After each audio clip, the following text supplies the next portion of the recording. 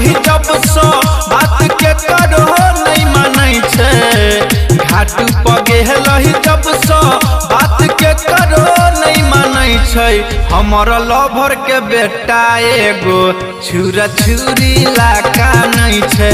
हमर लभर के बेटा एगो छुरा छुरी लाका नहीं छे। घाट पगे जब से बात के करो नहीं मानै छे। हमर लभर के बेटा एगो छुरा छुरी लाका नहीं छे।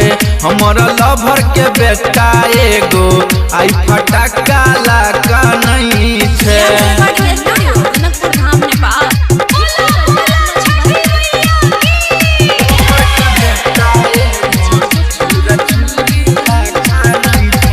हम हाथ छठी मैया दिल तू धराई हो।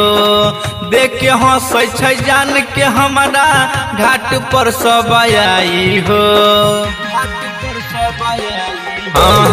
के हम हाथ छठी मैया दिल तू धराई हो। देख के हंसै छै जान के हमारा घाट पर सब आई हो।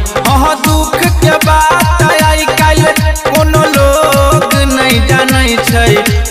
दुख के बात आई काल कोनो लोग नहीं जानै छै। हमर लभर के बेटा एगो छुरा छुरी लाका नहीं छै। हमर लभर के बेटा एगो फटाका लाका नहीं छै।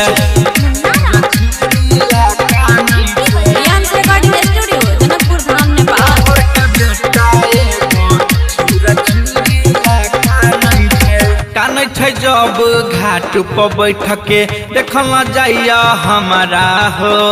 मन तो करो साई से ओकरा कर लेती झगड़ा हो। कान जब घाट पर बैठ के देखल जाइया हमारा हो। मन तो करो साई से ओकरा कर लेती झगड़ा हो। राइटर विकेश पवन पूरा भैया खूबे गुस्सा से पानै छे। राइटर विकेश पवन पूरा भैया खूबे गुस्सा से पानै छे। हमर लभर के बेटा एगो छुरा छुरी लाका नहीं छे। हमर लभर के बेटा एगो